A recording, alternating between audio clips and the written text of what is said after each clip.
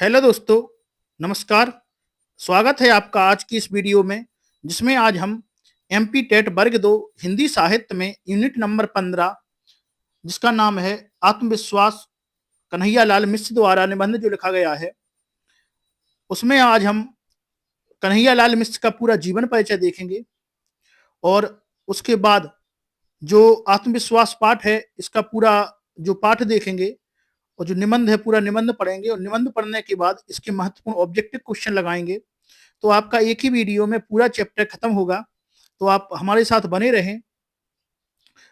आपके इस वीडियो में आज हम जो कन्हैया लाल मिश्र का जीवन परिचय है, पूरा जीवन परिचय एक ही वीडियो में कवर करेंगे और इसके साथ में जो अतिरिक्त जो कन्हैया लाल मिश्र की जो रचनाएं हैं, वो भी साथ में कवर करते चलेंगे और पूरा जो निबंध है आत्मविश्वास, ये भी कवर किया जाएगा। तो आप लोग बने रहे हमारे साथ। यदि आपने अभी तक हमारे चैनल को सब्सक्राइब नहीं किया है, तो चैनल को सब्सक्राइब करें और वीडियो को लाइक जरूर करें। तो आइए स्टार्ट करते हैं। हाँ, स्टार्ट करने से पहले हम आपको बता देते हैं कि अभी हमने एक टेस्ट सीरीज स्टार्ट की है, जो आपकी unit by unit test series जो चलाई जा रही है, उसमें आपका पूरा चैप्टर कवर किया जा रहा है। तो अभी हमने एक पिछले जो कल वीडियो डाली थी, उस वीडियो में आपको यूनिट नंबर 19 की टेस्ट सीरीज स्टार्ट कर दी है। तो आपने अभी तक या उसको नहीं देखा है तो आप देख लें और उसको भी लाइक कर दें। तो हमने आपके लिए जो टेस्ट सीरीज स्टार्ट की है, उसमें पूरा संपूर्ण चैप्टर कवर किया गया है। तो आप यदि टेस्ट सीरीज देखते हैं, तो उसमें आपको जो यूनिट है, संपूर्ण यूनिट कवर की जाएगी। उसमें आपके जीवन परिचय के संबंध में सभी क्वेश्चन मिलेंगे और जो पाठ हैं, उनके संबंध में भी सभी क्वेश्चन कराए जा रहे हैं और जो एक्स्ट्रा क्वेश्चन है, वो भी हम आपको संपूर्ण मतलब जो है यूनिट कवर है। तो आप जो टेस्ट सीरीज साथ में लगाते चलिए और हमने आपको जो यूनिट नंबर है, उनके वीडियो भी डाल दिए हैं। तो आप यूनिट के वीडियो देखकर फिर टेस्ट सीरीज लगाइए, जिससे कि आपकी पूरी यूनिट बिल्कुल खत्म। उसके बाद आपको कहीं से भी कुछ भी पढ़ने की जरूरत नहीं पड़ेगी। तो आप हमारे साथ बने रहें। तो आइए स्टार्ट करते हैं हम जीवन परिचय। तो आज का जो पाठ है, वो है आत्मविश्वास। क्या है? आत्मविश्वास पाठ है और यह एक निबंध है। तो इसके लेखक कौन है? इसके जो लेखक हैं, हमारे कन्हैया लाल मिश्र प्रभाकर जी जो हैं, वो इसके लेखक हैं। तो याद रखना है कि आत्मविश्वास जो क्या है, एक कैसी विधा है? यह एक निबंध है। तो हम देखेंगे कि जो प्रभाकर जी हैं, इनका जन्म कहाँ पर हुआ था? तो इनका जन्म उत्तर प्रदेश में हुआ था। कहाँ पर हुआ था? इनका जो जन्म है, वो उत्तर प्रदेश में हुआ था। अब कहा जाए कौन से सन में हुआ था, तो 1906 ईस्वी में इनका जन्म हुआ था। तो इनका जन्म कब हो गया? 1906 ईस्वी में हो गया था। अब डेट देखें यदि कौन सी डेट को, तो 29 मई 1906 को। कब? 29 मई 1906 ईस्वी को इनको जो है जन्म हुआ था। और कहाँ कहाँ पर हुआ था? तो उत्तर प्रदेश के जो सहारनपुर जिला है, वहां पर इनको, कौन सा गांव है, देवबंत नगर जो है, वहां पर इनका जो है जन्म 1906 ईस्वी में हुआ था। जो एक स्वतंत्रता आंदोलन में इन्होंने सक्रिय भागीदारी अपनी निभाई है और इनको कारावास भी, मतलब इनको जेल भी जाना पड़ा है कई बार, क्योंकि यह जो स्वतंत्रता सेनानी थे प्रभाकर जी, एक ख्याति प्राप्त जो पत्रकार थे। पत्रकारिता के क्षेत्र में अपने सराहनीय इन्होंने काम किया है और इन्होंने ज्ञानोदय, नया जीवन, विकास जैसी अनेक पत्रिकाओं का संपादन भी इन्होंने किया है। आगे इन्होंने रेखाचित्र, संस्मरण, निबंध, रिपोर्टाज आदि विधाओं का भी इन्होंने जो है लिखी हैं। इनकी जो रचनाएं हैं, वो है जिंदगी मुस्कुराई, माटी को माटी हो गए फूल, और आकाश के तारे, धरती के फूल, दीप जले, शंख बजे आदि प्रमुख क्या है इनकी कृतियां हैं। तो आइए देखते हैं। नाम क्या है इनका? कन्हैया लाल मिश्र प्रभाकर जी हैं। इनका जन्म कब हुआ था? इनका जन्म 29 मई 1906 ईस्वी को हुआ था। स्थान कहाँ पे? देवबंद। और ये सहारनपुर जिला क्या है? सहारनपुर, और उत्तर प्रदेश में हुआ था। पिता का नाम क्या है? इनके पिता का नाम पंडित रामदत्त मिश्र है और माता का नाम क्या है? मिश्री देवी है। तो याद रखना है, इनके जो पिता का नाम है, वो रामदत्त मिश्र, और मैया का नाम क्या है? मिश्री देवी है। ये पेशे से क्या करते थे? तो यह एक पत्रकार थे, लेखक थे और कथाकार भी थे। इनकी भाषा कैसी है? इन्होंने हिंदी भाषा को अपनाया है। इनकी विधाएं क्या है? तो इन्होंने कहानियां भी लिखी हैं, संस्मरण भी लिखे हैं, रेखाचित्र, निबंध भी इन्होंने लिखे हैं। याद करते जाएं या आप नोट करते जाएं। अगला, साहित्य काल क्या है इनका? आधुनिक काल है। किस साहित्य में हमारा कब इसका टाइम क्या है? तो इनको जो साहित्य काल है, वो है हिंद जो है आधुनिक काल में इन्होंने रचनाएं लिखी हैं। सम्मान इनको क्या क्या मिले हैं, तो इनको जो है भाई तेंदु पुरस्कार, गणेश शंकर पुरस्कार, महाराष्ट्र जो है भारती पुरस्कार इनको मिले हैं। और इनकी जो मृत्यु है, मृत्यु कब हो गई, इनकी मृत्यु 9 मई 1995 ईस्वी को हो गई थी। इसके बाद यदि हम देखें कि इनकी और रचनाओं के बारे में यदि हम बात करें, तो इन्होंने बहुत सी कहानियां भी लिखी हैं। यहाँ पे हम रचनाएं देख लेते हैं, कहानियां देखेंगे पहले। कहानियां, तो इन्होंने कितनी कहानी लिखी हैं, जो कहानी है, तो ये कहानीकार थे, क्या थे, कहानीकार भी थे। तो इन्होंने बहुत सी कहानियां लिखी हैं। तो इनकी कई कहानियां हम देखेंगे। जैसे हम कहेंगे आकाश के तारे एक कहानी है। क्या है, आकाश के तारे जो है वो इनकी एक कहानी है। आकाश के तारे हो गई, धरती के फूल हो गए, धरती के जो फूल हैं ये भी इनकी एक का है, कहानी है। तो आकाश के तारे और धरती के फूल इनकी जो है प्रमुख कहानियां हैं। इसके बाद कुछ इन्होंने निबंध भी लिखे हैं। तो इनके निबंध हम देख लेते हैं। पहला निबंध है बाजे फाइलिया में घुंघरू। बाजे फाइलिया में घुंघरू, घुंघरू, तो बाजे पायलिया में घुंघरू एक निबंध हो गया। दूसरा इनका निबंध है जिंदगी लहलहाई। क्या है, जिंदगी, जिंदगी लहलहाई, लहलहाई। तीसरी इनकी जो है निबंध है माटी हो गई सोना। क्या है, माटी हो गई सोना। चौथा है, तीसरी हो गई माटी हो गई सोना, और चौथी जो है इनकी वो है जिंदगी मुस्कुराई भी हो गई इनकी। क्षण बोले कण मुस्कुराए, एक है क्षण बोले, क्षण बोले कण मुस्कुराए, क्षण बोले कण मुस्कुराए, ये भी इनके जो निबंध है।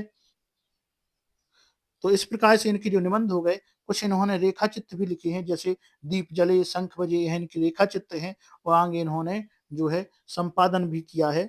संपादन काय काय का किया है, तो नया जीवन का, नया जीवन का किया है, ज्ञानोदय का किया है, विकास का किया है, विकास का भी किया है, और नवजीवन का भी किया है। तो यह इन्होंने संपादन संपादन भी किए हैं। इनके पुरस्कार हमने आपको बता दिए कि भाई तेंदु पुरस्कार मिला है इनको। पुरस्कार ऊपर हमने देख लिए थे कौन से, भाई तेंदु पुरस्कार भी इनको मिला है, और गणेश शंकर विद्यार्थी भी पुरस्कार मिला है। महाराष्ट्र जो है भारती पुरस्कार भी इनको मिला है। यह इनको क्या है, पुरस्कार भी मिले हैं। इनको उपाधि जो है वो डीलिट की उपाधि भी मिली है। कहाँ की, डीलिट की उपाधि, मेरठ विश्वविद्यालय द्वारा डीलिट की उपाधि भी इनको प्राप्त है। और इनका जो निधन है वो 88 वर्ष की आयु में, कब, 88 वर्ष की आयु में, 88 वर्ष की आयु में 9 मई 1995 को इनकी जो है वो निधन हो गया था। तो इनका जो जीवन परिचय है, हमने पूरा जीवन परिचय देख लिया है। अब आइए हम देखते हैं पाठ को स्टार्ट करते हैं। तो पाठ क्या है, आत्मविश्वास। इस पाठ में जो है अपने स्वयं के आत्मविश्वास के बारे में लेखक ने बताया है। जो कन्हैया लाल प्रभाकर जी हैं, इन्होंने इस पाठ में आत्मविश्वास के बारे में बताया है कि व्यक्ति के पास आत्मविश्वास होना चाहिए, और यदि आत्मविश्वास व्यक्ति के पास है तो वो कुछ भी कर सकता है। दूसरे की आदि शक्ति खींचकर खुद विजय हो सकता है, और यदि किसी ने अपना आत्मविश्वास खो दिया तो वह कुछ भी नहीं कर सकता है, जीता जिताया भी हार जाएगा। तो इसी का इस पाठ में वर्णन है। तो आइए देखते हैं, पाठ परिचय देखेंगे कि जीवन में सफलता प्राप्त करने का एक शक्तिशाली मंत्र है आत्मविश्वास। क्या है, आत्मविश्वास जो है वो शक्तिशाली मंत्र है। हमें अपने जीवन में पग पग पर कठिनाइयों का सामना करना पड़ता है। इस जो है जीवन संग्राम में वही सफल होता है जिसे अपनी शक्ति और अपने प्रयासों पर विश्वास होता है। आगे कहा गया है, विस्तृत निबंध में निबंधकार ने इतिहास से अनेक उदाहरण देते हुए इसको मतलब बताया है।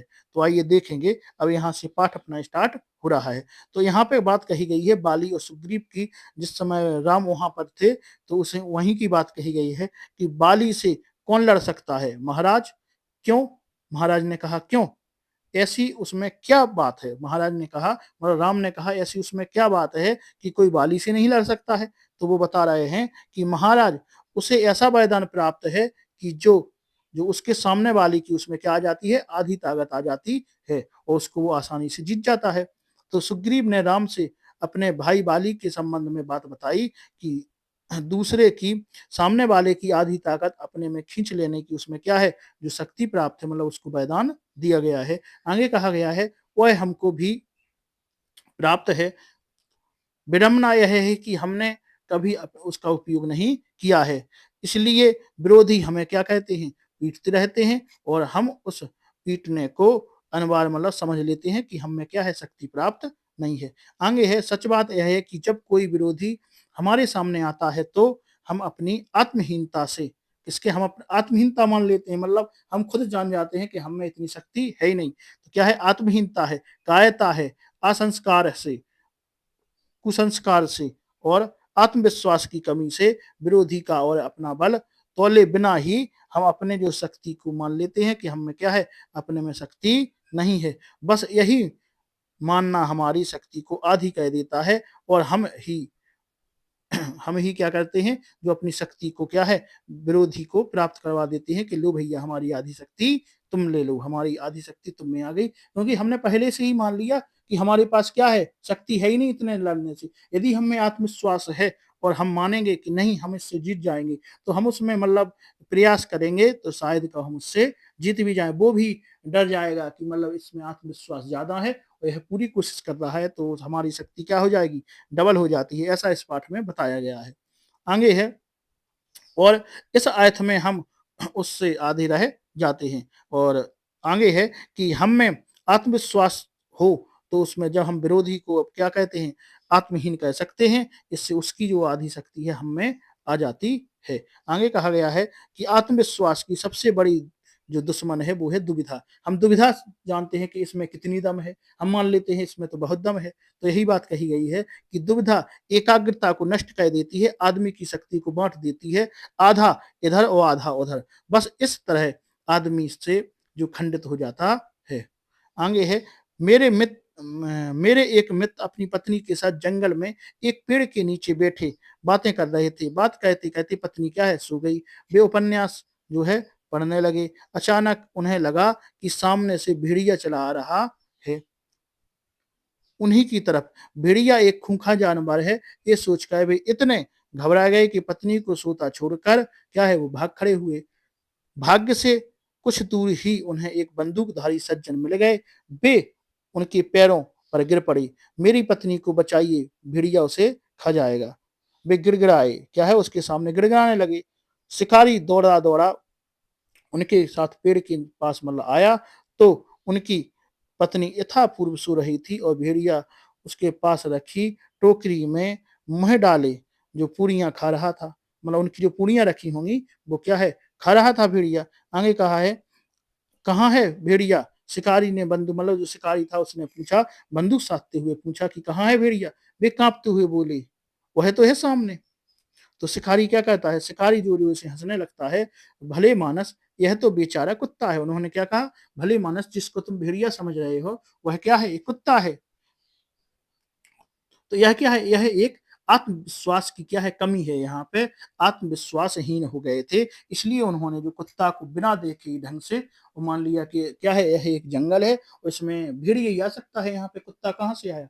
तो क्या हो गया, उनकी आत्मविश्वास की कमी हो गई। इस वजह से उन्होंने क्या है, मान लिया कि यह क्या है, भेड़िया आ गया है। तो यहाँ पे आत्मविश्वास का ही ज्यादा महत्व बताया गया है और उसी का परिचय यहाँ पे दिया गया है। आगे कहा गया है कि कृष्ण ने महाभारत में सर्वोत्तम काम यही किया था कि पांडवों के साथ क्या किया, उन्होंने आत्मविश्वास से भय दिया पांडवों को कि तुम में इतनी शक्ति है कि तुम कौरवों को क्या कर दोगे, हरा दोगे। तो क्या है, आत्मविश्वास से उन्होंने भय दिया। वे अपने कार्य के महत्व को समझते थे, तभी तो पूरे आत्मविश्वास के साथ उन्होंने अर्जुन को कहा था, संशय मत कर, परेशान मत हो, युद्ध कर, तू निश्चित रूप से युद्ध में अपने शत्रुओं पर विजय पाएगा। आगे कहा गया है कि नेताजी सुभाष चंद्र बोस जब आईसीएस की जो परीक्षा प्रतियोगी में बैठे थे, तो जो अंग्रेजी परीक्षक था उसने उनसे पूछा कि बिजली के पंखे क्या है, बिजली के जो पंखे है को, और इधर इशारा करते हुए कहा कि क्या इसकी पंखुड़ी गिनी जा सकती हैं। तो सुभाष चंद्र बोस ने एक झटके में पंखा बंद कर कहा, हाँ साहब गिनी जा सकती हैं। तो वे क्या है, सुगमता के साथ उन्होंने कहा इसकी गिनी जा सकती हैं। तो यह क्या है, यह एक उनका आत्मविश्वास था कि उन्होंने डायरेक्ट आंसर दिया। तो यदि तुम्हारे पास आत्मविश्वास है तो आप बिल्कुल भी डगमगाएंगे नहीं। और इसी प्रकार से इस कहानी में क्या है, आगे भी कहा गया है कि और उनकी बात बताई गई है। आगे कहा गया है, यह एक अटूट आत्मविश्वास है, इसके अभाव में यदि वे घबरा जाते तो क्या है, वहां पर वो फेल हो जाते। आगे कहा गया है कि दूसरे आदमी क्षमता दूसरे हमारी क्षमता का विश्वास करें और हमारी सफलता को निश्चित माने। इसके लिए क्या है, आवश्यक शर्त यही है कि हमारा अपनी क्षमता और सफलता में अखंड विश्वास हो। हमारे भीतर जो उगा भय, शंका, अधैर्य ऐसे डायनामाइट हैं जो हमारी जो प्रति दूसरों के विश्वास को खंडित कर देते हैं। हम कहें कि हम में बहुत सारी दम है, तो दूसरे क्या है, मानेंगे और हमारे सामने झुक जाएँगे। तो आपके पास यदि आत्मविश्वास है, तो झुकेंगे ना। तो यही कहा गया है, हमारे विद्यालय में जो नगै सिजू जंगल में था, 14 वर्ष का एक बालक अपने घर से अकेले पढ़ने आया करता था। कुछ महीने बाद दूसरा बालक भी उसके साथ आने लगा। वह दूसरा बालक डरपोक था। वह भूतों और चोरों की कहानियों से उसे सुनाया करता था। इसका ऐसा प्रभाव पड़ा कि पहला बालक भी क्या है, डरपोक हो गया और वे दोनों प्रतीक्षा करते रहते थे, मैं चलूं तो वे भी मेरे साथ चलें। सूत्र यह बताता है कि हतोत्साहित, निराशावादियों, डरपोक और सदा असफलता का ही मर्म पड़ने वालों के संपर्क से दूर रहो। मतलब जो असफल हैं, जो कहते हैं हर वक्त दूसरों को असफलता की राह बताते हैं, उनको हतोत्साहित कहते हैं, उनको निराशावादी बताते हैं, जो डरपोक है उनको व्यक्ति से क्या करना चाहिए, उनको व्यक्ति से दूर रहना चाहिए। क्योंकि ऐसे व्यक्तियों के पास रहने से हम भी क्या हो जाएंगे, उसी प्रकार के हो जाएंगे, हम भी डरपोक हो जाएंगे। नीति का वचन है कि जहां अपने अपने कुल की और अपने देश की निंदा हो और उसका मुंह तोड़ उत्तर देना वहां संभव ना हो, तो वहां से क्या है, हमें भाग जाना चाहिए, से उठकर जाना चाहिए। क्योंकि क्योंकि इसमें हमारे जो है आत्मगौरव और आत्मविश्वास की भावना खंडित होने का भय होता है। तो वहां से हमें चले जाना चाहिए यदि यहाँ पर उत्तर देना उचित नहीं है। आगे है अनुभववाणी है, मनुष्य के जीवन के लिए इससे अच्छी और कोई बात नहीं है कि वह सदा महानता अनुभव करता रहे कि मेरे लिए सब कुछ अच्छा ही होगा, जो भी कार्य मैं हाथ में लूंगा इससे मुझे क्या मिलेगी, इससे उसे जो है सफलता अवश्य मिलेगी। तो यही इस पाठ में बताया गया है कि सफल व्यक्ति को कैसे होना चाहिए। आगे है कि बहुत से मनुष्य यह सोचकर ही हमें कभी सफलता नहीं मिलेगी, देव हमारे विपरीत हैं, अपनी सफलता को अपने ही हाथों पीछे धकेल देते हैं। अपना मानसिक जो है भाव सफलता और विजय के अनुकूल बनाता ही नहीं। तो सफलता और विजय कहाँ, तो सफलता विजय कैसे प्राप्त होगी, यदि वो मान ही नहीं रहे हैं कि वे सफल होंगे, तो उनको सफलता कैसे मिलेगी। यदि हमारा मन शंका और निराशा से भरा है, तो हमारे कामों का परिचय भी निराशाजनक ही होगा। क्योंकि सफलता की, विजय की, उन्नति की कुंजी तो अविचल श्रद्धा ही है। उन्होंने कहा है कि यदि आपको सफल होना है, तो आपके पास क्या कुंजी होना चाहिए, कि आपको विश्वास भरा होना चाहिए कि हम क्या होंगे, हम सफल होंगे। आगे कहा है, क्या मैं अभागा हूँ, क्या मैं भाग्यवान हूँ। इन प्रश्नों का सही उत्तर जानने के लिए किसी ज्योति से पूछने की आवश्यकता नहीं है। इसके लिए तो आप अपने ही से ही पूछ सकते हैं कि आप अपने को अभागा अनुभव कहते हैं या भाग्यवान। अभागा अनुभव कहते हैं तो कोई आपको भाग्यवान नहीं मान सकता, और भाग्यवान अनुभव कहते हैं तो कोई भी आपको अभागा नहीं मान सकता। आगे है कि अपने मन को सफलता, विजय, सौभाग्य और श्रेष्ठता के विचारों और भावनाओं से सदा भरपूर रखिए और सफलता, विजय, सौभाग्य और श्रेष्ठता की ओर आगे बढ़ते रहिए। जीवन में उतार भी हैं और चढ़ाव भी है। जो लोग हमेशा उतार की ही बातें सोचते हैं, वे उन लोगों की तरह है जो कूड़ा घरों के पास कुर्सी बिछाकर बैठे रहते हैं और शहर की गंदगी को गाली देते हैं। जन्म से ही अंधी बहरी, पर विचार और लेखिका के रूप में विश्वविख्यात हेलेन केलर की जो है एक यह सुक्ति जो है, सदा याद रखिए कि सुख का एक द्वार बंद होने पर तुरंत दूसरा द्वार खुल जाता है, लेकिन कई बार हम उस बंद द्वार की ओर इतनी तल्लीनता के से ताकते रहते हैं कि हमारे लिए जो द्वार खुला गया है, हम उसे देख नहीं पाते। यह उन्होंने कहा था, किसने, हेलेन कैलन ने जो कहा था, वो कहा था कि हमारा यदि एक द्वार बंद हो जाता है सुख का, तो दूसरा सुख का द्वार जो है वो खुल जाता है। लेकिन यदि हम एक जो द्वार बंद हो गया है उसी की साइड यदि देखते रहें तो जो दूसरा द्वार खुला है वो हमें नहीं मिलेगा, क्योंकि हम उसी द्वार की साइड देख रहे हैं। तो यहाँ पे उन्होंने जो है आत्मविश्वास की बात कही है। तो हमने जो है इसका पूरा सारांश हमने आपको बता दिया है और पूरा पाठ पढ़ के भी बता दिया है। यदि आप पाठ को स्वयं पढ़ना चाहते हैं तो हमारे टेलीग्राम चैनल को ज्वाइन करें और वहाँ पे जाकर आप जो है इसकी पीडीएफ प्राप्त कर सकते हैं और वहाँ पे आप स्वयं उस पीडीएफ से पाठ का पूरा अध्ययन स्वयं कर सकते हैं, वहाँ पे हम डाल देंगे। तो आइए हम इसके ऑब्जेक्टिव क्वेश्चन हल करते हैं, उसके बाद हमारा जो चैप्टर है पूरा खत्म हो जाएगा। तो आपको बहुत ही बेहतरीन कंटेंट हमारे द्वारा प्राप्त किया जा रहा है, तो आप जो है हमारे वीडियो को जरूर लाइक करें और वीडियो को आप पूरा देखते रहें, बिल्कुल भी स्किप ना करें। और आगे हम जो टेस्ट सीरीज चला रहे हैं उसमें तो हमने पूरी यूनिट ही कवर की है। तो यदि आप लोग हमारे साथ जुड़कर अपनी जो तैयारी करते हैं परीक्षा की, तो आप निश्चित ही रूप से जो शिक्षक बन जाएंगे और आप जो है वीडियो को ध्यान से देखते रहें। कुछ चीजें जो है लिखने लायक हैं तो आप पेन कॉपी लेकर बैठ जाया करो और उसको नोट भी किया करो। ठीक है, तो आइए हम ऑब्जेक्टिव क्वेश्चन देखते हैं। पहला है आत्मविश्वास का संबंध किससे है। तो हमें बताना है कि आत्मविश्वास का जो है वो संबंध किससे होता है। तो बुद्धि से होता है, शरीर से होता है, मन से होता है या योग्यता से होता है। तो आप जानते हैं जो आत्मविश्वास व्यक्ति में होता है वो कहाँ से आता है। क्या बुद्धि दिमाग से सोचता है? नहीं।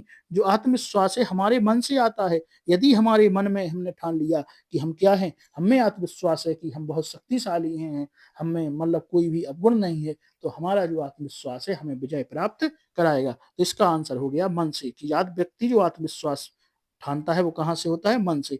आइए दूसरा है हमारा कि सामने वाले व्यक्ति की आधी शक्ति खींच लेने की विशेषता किसमें थी। तो क्या सुग्रीव में थी या बाली में थी, राम में थी या श्री कृष्ण में थी। तो आपको इसका आंसर बताना है, तो इसमें है आंसर बाली में। तो दूसरों की आधी शक्ति खींचने की ताकत किसमें थी, बाली को जो है प्राप्त थी। आइए आगे है तीसरा हमारा क्वेश्चन है एकाग्रता को कौन नष्ट कर देता है। यदि कोई व्यक्ति एकाग्र है तो उसको एकाग्रता को कौन नष्ट कर देगा। इसका पहला ऑप्शन हमारा है कि पहला है शक्ति। क्या शक्ति एकाग्रता को नष्ट कर देगी, या दुविधा, या सुविधा, या परीक्षा। तो भैया इसका आंसर आपका होगा दुविधा। यदि आपके अंदर दुविधा है कि दूसरे व्यक्ति में पता नहीं कितनी ताकत है, तो आप क्या होगे, एकाग्रता आपकी नष्ट हो जाएगी, आप अपने आप को कमजोर महसूस करने लगेंगे। तो ये क्या है, दुविधा जो है वो व्यक्ति को एकाग्रता को क्या कर देती है, नष्ट कर देती है। तो इसका आंसर बा हो जाएगा। आइए अगला चौथा देखते हैं। कृष्ण ने महाभारत में अपना जो उपदेश दिया था वो किसे दिया था। तो युधिष्ठिर को दिया था, भीम को दिया था, दुर्योधन को दिया था या अर्जुन को दिया था। तो इसका आंसर है अर्जुन को दिया था। आप पाठ में देख चुके हैं कि कृष्ण ने अपना उपदेश किसे दिया था, अर्जुन को दिया था। इसका आंसर दा हो जाएगा। आइए पांचवा देखते हैं कि कसौटी पर कसना मुहावरे का अर्थ क्या होगा। तो यहाँ पे एक मुहावरा दिया गया है कि कसौटी पर कसना क्या है, रस्सी से बंधना या जकड़ना या अच्छे से परखना या कसकर पकड़ना। ठीक है, तो इसका उत्तर क्या होगा, क्या है, कसौटी पर कसना। आप किसी कसौटी पर कस के अच्छे से परखना क्या कहलाता है, कसौटी से कसना। तो इसका आंसर हो जाएगा आपका सा, अच्छे से कसना। आइए अगला है कसौटी पर कसना मुहावरे का आयत है। जी फिर से क्वेश्चन दो बार हो गया है, पांचवा। आइए हम छठवां देखते हैं कि लेखक के मित्र किसे देख कर डर गए थे। तो लेखक के जो मित्र हैं वो किसको देख कर डर गए थे। तो वे क्या बाघ को देखकर, कुत्ते को, भेड़िया या शेर को। तो वहां पे भेड़िया था ही नहीं, वहां पे तो कौन था, कुत्ता। तो वो किसको देख कर डर गए थे, कुत्ते को देखकर वो है वो डर गए थे। तो इसका आंसर क्या हो जाएगा, सा हो जाएगा। आइए हम सातवां देखते हैं। सातवां हमारा है कि आत्मसिद्धा क्यों आवश्यक है। स्वास्थ्य रखने के लिए, प्रसन्नता के लिए, सफलता प्राप्त करने के लिए या हंसने के लिए। तो इसका जो आंसर होगा वो होगा, आप जानते हैं कि जो आत्मसिद्धा है वो सफलता प्राप्त करने के लिए बहुत ही आवश्यक है। आइए अगला हम आठवां देखते हैं कि आत्मविश्वास पाठ विधा है। तो क्या है, यह एक निबंध है या कहानी है या कविता है या आत्मकथा है। तो आपको बताना है जो आत्मकथा है यह क्या है। तो हम ऊपर देख चुके हैं जो आत्मविश्वास है यह क्या है, यह एक निबंध है। तो आपका आंसर आ सही हो जाएगा, यह एक निबंध है। आइए अगला हमारा है कि आत्मविश्वास की कुंजी है। तो आत्मविश्वास की कुंजी क्या है, आत्मविश्वास की सफलता है, असफलता है, अविश्वास है या प्रसन्नता है। तो भैया आत्मविश्वास की जो कुंजी है वो सफलता है। यदि व्यक्ति आत्मविश्वास है उसके पास है तो वो निश्चित ही रूप से क्या होगा, सफलता प्राप्त उसको होगी। आइए 10वां लास्ट क्वेश्चन हमारा है कि आत्मविश्वास पाठ के लेखक कौन हैं? तो कन्हैया लाल मिश्र प्रभाकर जो जी हैं, वो क्या है, आत्मविश्वास पाठ के लेखक हैं। तो इस पाठ के हमने सबसे महत्वपूर्ण ऑब्जेक्टिव क्वेश्चन देख लिए हैं और हमने इसके सभी जो पूरा पाठ है, पाठ का भी हमने आपको बहुत जल्दी-जल्दी वो है पाठ बता दिया है, जिससे कि हमें कम समय में पूरा का पूरा आपको सार मिल जाए और जो लेखक जी हैं, इन लेखक जी का जो प्रभाकर जी हैं, इनका हमने पूरा जीवन परिचय पढ़ लिया है। तो आप देख रहे हैं कम टाइम में आप एक ही वीडियो में पूरा चैप्टर कवर कर रहे हैं, तो आप लोग हमारे साथ बने रहें। इसकी पीडीएफ के लिए आप हमारे टेलीग्राम चैनल को जॉइन कर सकते हैं और आप इसी तरह से आपको अपनी तैयारी बनाए रखने के लिए आप हमारे चैनल को सब्सक्राइब करें और वीडियो को लाइक अवश्य करें। तो आज के लिए इस वीडियो में इतना ही। आगे हमारी शाम को आपको वीडियो प्राप्त होगी, जिसमें आप देखेंगे कि जो है हम यूनिट नंबर 19 का भी आपको जो प्रैक्टिस टेस्ट सीरीज चला रहे हैं, तो आप शाम को उसको ज़रूर देखें। तो आज के लिए इस वीडियो में इतना ही। धन्यवाद।